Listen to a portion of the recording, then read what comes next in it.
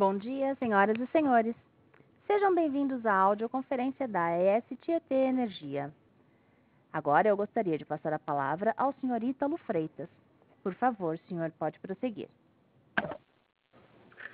Obrigado. Bom dia a todos. É um prazer estar com vocês para mais uma divulgação de resultados da AES Tietê Energia. Comigo hoje estão também presentes nossa CFO e DRI, Clarissa Sadoc, assim como os demais diretores da companhia e nossa equipe de RI. No slide 2, trazemos os principais destaques da companhia que tiveram contribuição para os resultados que serão apresentados ao longo desta teleconferência. No ano de 2019, foi marcado pelas consolidações de projetos em desenvolvimento e novos projetos trazidos para o nosso portfólio. Além disso, esse foi o ano em que comemoramos 20 anos da AES no Brasil. Na frente de crescimento e diversificação, destacamos a entrada em operação completa do Complexo Solar Oroeste, que já contribuiu 100% para os nossos resultados.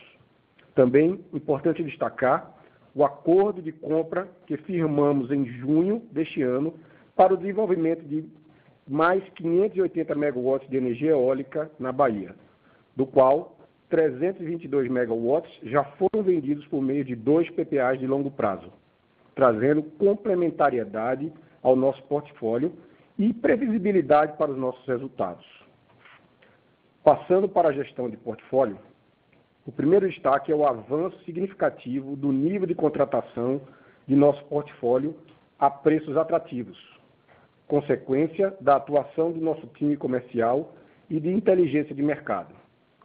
O segundo é o resultado trazido pelas novas fontes que mostram o quanto a complementariedade, sempre tão destacada por nós, se traduz em melhores margens para o período. Por fim, no pilar de excelência operacional, vale lembrar do refinanciamento de aproximadamente 50% de nossa carteira de dívida para fazer frente à nova estrutura de crescimento da AES Tietê.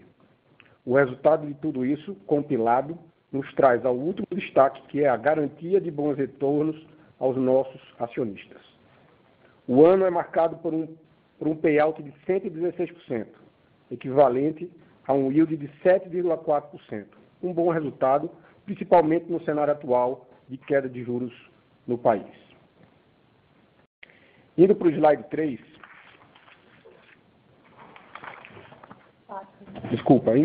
indo para o slide 4, sobre o complexo eólico de Tucano, trazemos o avanço do acordo de compra de pipeline eólico que mencionei agora há pouco.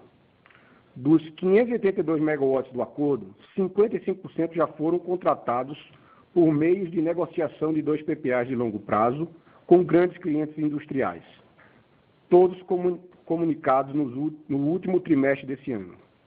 Aqui é válido mencionar que a grande vantagem competitiva da AES Tietê é poder oferecer um produto competitivo, 100% renovável e personalizado para os seus clientes, de uma forma escalável. Hoje, podemos afirmar que somos pioneiros em transformar esses serviços diferenciados em produtos de prateleira para o mercado, com o objetivo de facilitar a vida de nossos atuais e futuros clientes. No slide 6, mostramos o avanço do nosso nível de contratação. O cenário hídrico atípico do ano de 2019 gerou oportunidades para que a companhia avançasse na venda de energia para os próximos anos. Contratamos 1.321 megawatts médios do nosso portfólio hídrico entre 21 e 23, a preços acima do que tínhamos em carteira. Aqui também mostramos pela primeira vez a foto do ano de 2024, que já conta com 37% de energia vendida. Um bom resultado, considerando o duration médio dos contratos nesse mercado livre, que é de aproximadamente 4 anos. Entendemos o quanto a previsibilidade de resultado é importante para os nossos acionistas. E neste gráfico, conseguimos ver, traduzida em números, a dedicação da companhia para não nos fechar, para não só fechar mais contratos, mas também garantir melhores preços e como consequência, maiores retornos. Desta forma, passo a palavra para Clarissa Sadoc, que falará sobre o resultado financeiro da companhia. Por favor, Clarissa. Obrigada, Ítalo. Bom dia a todos. Passando agora para o slide de número 8, mostramos a margem operacional líquida consolidada da companhia. A margem líquida foi de 381 milhões nesse trimestre, um incremento de 8% na comparação com o quarto TRI 18. Já no ano, a margem apresentou crescimento de 3%, fechando o período em 1 bilhão 375 milhões. O crescimento da margem líquida no ano ocorre principalmente devido a 3 fatores. O primeiro foi o crescimento de 80 milhões em margem pelas operações solares, dado a contribuição crescente do complexo Guaindê ao longo do ano e a entrada em operação completa do complexo Oroeste ao final do ano. Houve também o crescimento da nossa margem eólica em 45 milhões. A melhor performance da planta se deve principalmente pela melhor velocidade média dos ventos no período. Além disso, houve a redução de 20 milhões na margem hídrica, dado o cenário hídrico atípico ao longo desse ano. Aqui podemos ver como a complementariedade do portfólio, trazido pela correlação negativa das fontes, foram importantes para o crescimento do resultado. Passando agora para o slide 9, temos uma visão do crescimento do EBITDA e do lucro líquido da companhia, tanto no trimestre quanto no ano. O EBITDA do trimestre foi de 286 milhões, 6% melhor que o quarto TRI 18. E no ano, ficou 2% acima do ano anterior, chegando a 1 bilhão e 30. O principal motivo desse crescimento é a contribuição das fontes não hídricas, como eu acabei de mencionar. É importante lembrar aqui que para o ano de 2020, esperamos um EBITDA não hídrico ainda mais robusto em função da contribuição integral dos 2 parques solares. Os 2 parques juntos contribuirão em 2020 com pelo menos 150 milhões de resultado, como já divulgado em guidance anteriormente. O lucro foi 1% maior no trimestre e 4% maior no ano. A principal razão para o resultado do quarto trimestre e do ano foi, de novo, a melhor margem variável. Houve também redução do volume de tributos pagos no ano e no trimestre e o recebimento de créditos fiscais retroativos. Reforço aqui a fala do Ítalo no início da nossa apresentação a respeito do retorno aos acionistas. A companhia, em 2019, conseguiu entregar um crescimento aliado a bons retornos para os acionistas. Foram distribuídos 347 milhões em dividendos no ano, configurando um dividend yield de 7,4%, o que é bastante atrativo num cenário de juros baixos. O retorno total ao acionista no ano foi de 69%, o que inclui tanto a valorização da ação no período quanto os dividendos distribuídos ao longo do ano. Passando agora para o slide 10, vamos falar do endividamento da companhia. Um dos grandes destaques do ano foi o refinanciamento de metade da nossa dívida no segundo trimestre. Refinanciamos 2,2 bilhões com prazo mais longo, custo menor e covenants mais flexíveis. E fizemos tudo isso por termos refinanciado no melhor momento do mercado de crédito do ano de 2019. Em comparação com o final de 2018, acrescentamos 1 ano no prazo médio da nossa carteira. Além disso, o custo atual, depois dos impostos, reduziu mais de 1%, passando de 6,8% para 5,6%. No gráfico da esquerda, mostramos uma situação confortável do ponto de vista de necessidade de refinanciamento no curto e médio prazo. Temos aproximadamente 400 milhões de vencimento esse ano, que vai ocorrer bem no final do ano, em dezembro. No gráfico à direita, apresentamos a evolução do nosso nível de alavancagem. Com a forte geração de caixa operacional da companhia, a relação dívida líquida sobre EBITDA caiu 0,2 pontos nesses últimos 12 meses, mesmo com o crescimento da empresa. Essa desalavancagem natural da SGT é uma das formas de financiar nosso crescimento em projetos de geração renovável. Nossa dívida líquida encerrou o ano em 2,9 bilhões e nossa alavancagem em 2,79 vezes. Passando para o slide 11, mostraremos a nossa geração de caixa. Tivemos uma geração de caixa hídrica robusta no ano de aproximadamente 1 bilhão. Essa geração de caixa financiou no ano as necessidades trazidas pelo crescimento e a distribuição de dividendos. Conforme é possível ver no gráfico apresentado, os investimentos em 2019 foram de 288 milhões, principalmente para fazer frente à finalização do Complexo Solar Ooroeste. A captação líquida de 155 milhões fez parte do refinanciamento que eu mencionei no slide anterior. Durante 2019, pagamos 324 milhões em dividendo, corroborando com o nosso compromisso de geração de valor aos nossos acionistas. Os ativos eólicos e solares também contribuíram para a geração de caixa e terminaram o ano com um saldo consolidado de caixa de 235 milhões. Passando para o slide 12, vemos a nossa expectativa de investimento para os próximos 5 anos. Esses investimentos consideram somente os projetos já contratados. Entre 2020 e 2024, a companhia pretende investir mais de 1,4 bilhão, principalmente para fazer frente à construção do Complexo Eólico Tucano. A construção desse parque eólico será iniciada no começo do próximo ano. O desenvolvimento das 2 primeiras fases do parque de maneira simultânea faz com que a companhia se beneficie de sinergias e otimize os investimentos realizados. Esse ano, já temos dispêndio com projeto, como, por exemplo, adiantamento para fornecedores. O restante do montante de investimento se refere à manutenção e modernização dos nossos ativos já existentes.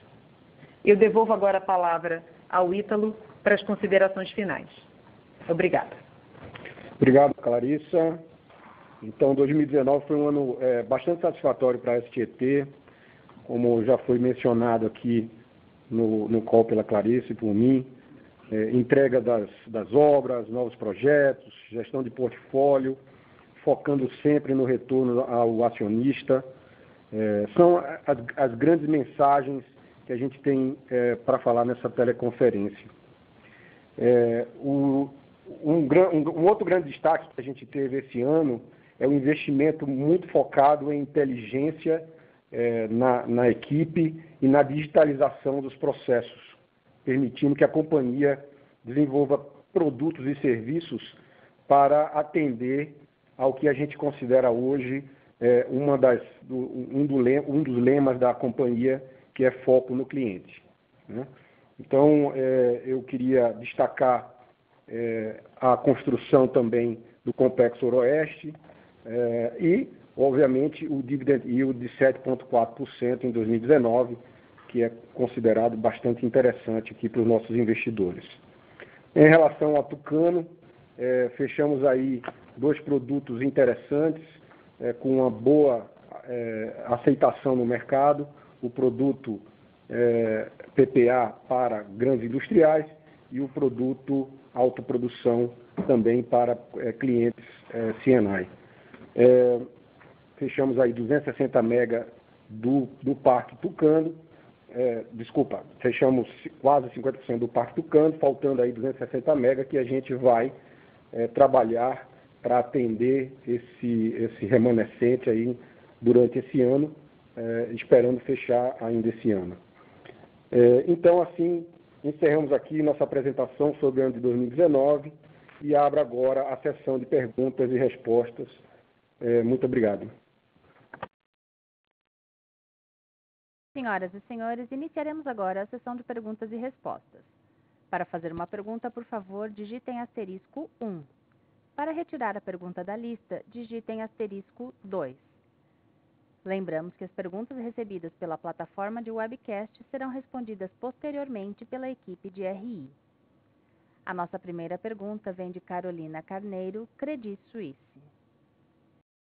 Bom dia a todos e obrigada pelo call. Eu queria que vocês passassem, se puderem, as atualizações. Tem alguma atualização em relação às discussões sobre o PL ou os PLs do IGSF, dado que, enfim, a gente tem visto aí, dentro do resultado de vocês, as despesas financeiras sendo impactadas, obviamente, pela atualização monetária do passivo. Então, queria que vocês passassem um pouquinho de perspectiva do que a gente tem de possível calendário e como é que andam as negociações e discussões sobre o tema. Obrigada. Obrigado, Carolina. Eu vou falar um pouco sobre a questão de como é que está o andamento desse processo, até onde nós estamos interagindo com a parte das associações, enfim. E a Clarissa fala um pouco da questão mais financeira desse impacto para a gente. Quanto ao PLS, ele está hoje parado no CAI, né, no Conselho de Assuntos Econômicos, faltando aí a aprovação do CAI para seguir para a votação da plenária. A gente aguarda que nas próximas semanas a gente tenha algum sinal que o PLS vá para a aprovação da comissão, e é claro que esse projeto é muito importante para o setor elétrico brasileiro, pois destrava uma série de complicações que hoje a gente tem e que impedem a seguir, inclusive com outros projetos de modernização do setor elétrico, né? Então, a sequência que a gente sabe é bem simples, passar pelo CAI, posteriormente vai para a plenária, tendo a votação da plenária, se vai para a análise da regulamentação da ANEEL, né? Que tem um prazo aí de 90 dias para que seja aprovado, que seja feito toda a análise e o quanto os valores, né, relacionados a isso.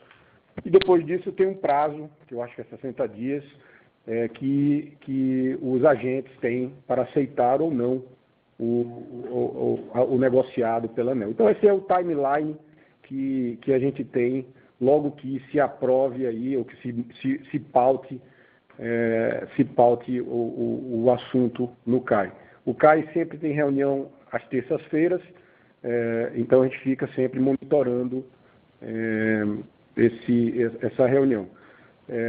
Enfim, a gente acredita no bom senso do Senado e o pessoal está sempre interagindo para ver se o Senado precisa de mais alguma informação para seguir com o projeto. Sendo assim, eu passo para a Clarissa para ela falar um pouco sobre a questão financeira.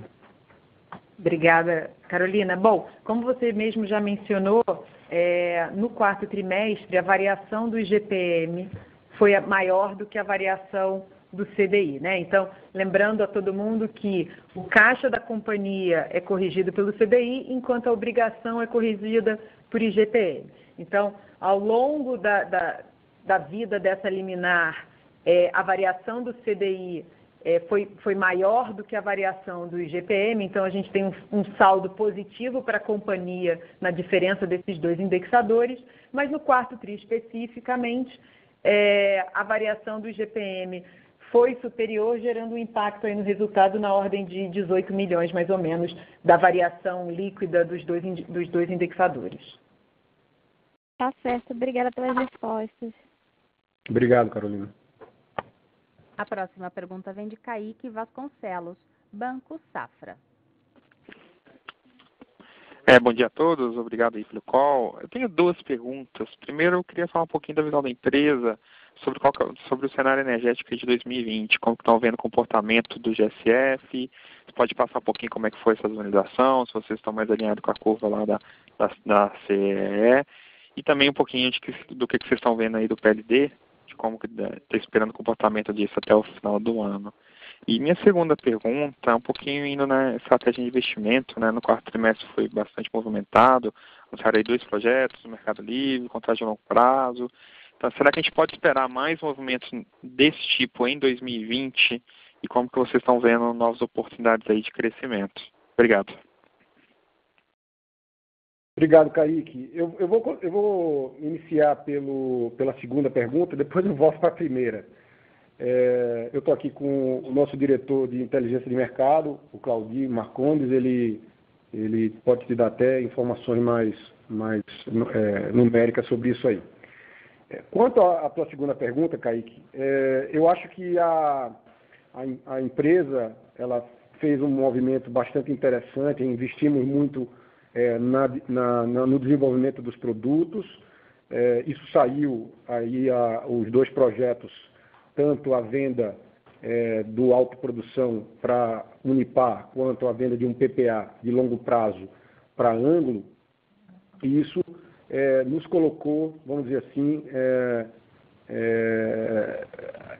à frente do Mercado Livre. Quando eu falo Mercado Livre, eu falo tudo, né? Negociação bilateral, ou projetos de PPA de longo prazo. Então, esse movimento que a STT fez nos colocou bastante em voga nesse mercado e com esses produtos, né?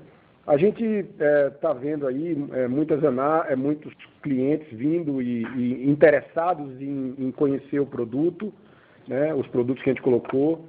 É um produto que gera muito benefício para o cliente, mas é um produto que precisa de muito conhecimento, e a nossa inteligência aqui auxilia os clientes na melhor solução para entregar para eles, né? Se você notar, Ângulo e Unipar foram dois projetos distintos, com diferentes produtos, e que a gente auxiliou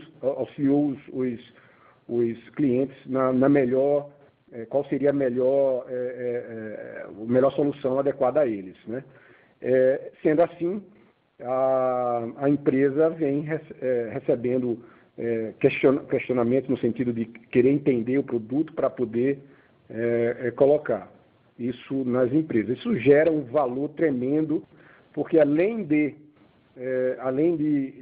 gerar eficiência no custo do cliente, ele gera uma série, coloca o cliente num ambiente de geração sustentável, impacto social positivo, sustentabilidade, tudo isso.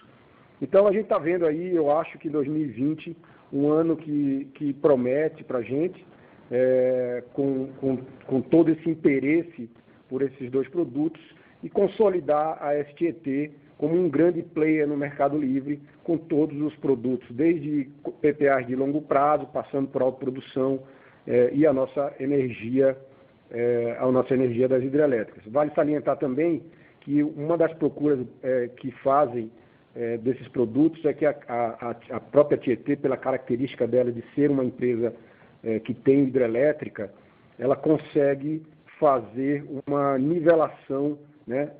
Ou seja, o shape dos contratos com mais eficiência, colocando tanto renovável quanto a questão do shape de acordo com o que o cliente solicita para a gente, né?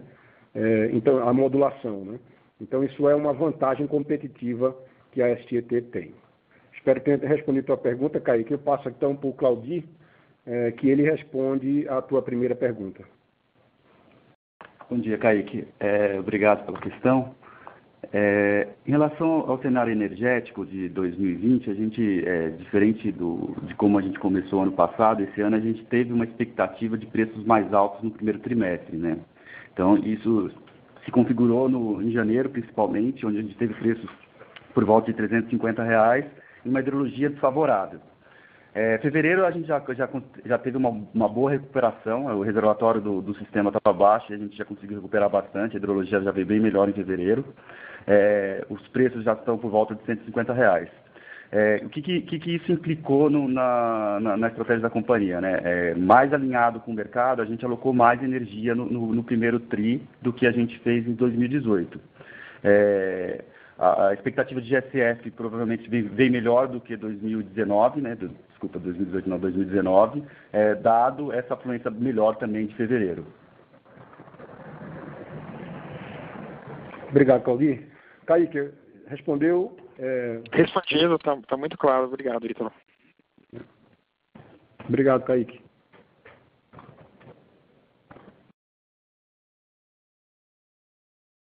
Com licença, lembrando que para fazer perguntas basta digitar *1.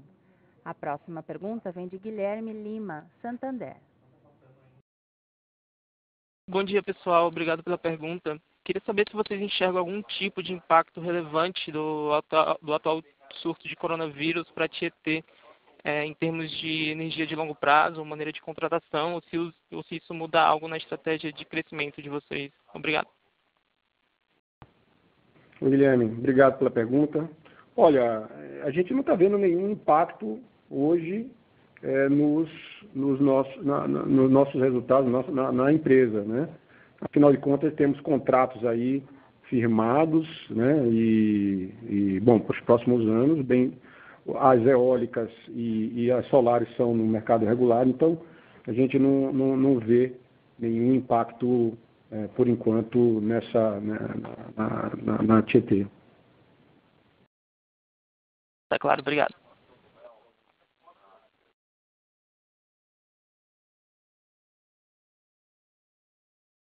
Com licença. Lembrando que para fazer perguntas basta digitar *1, estrela 1.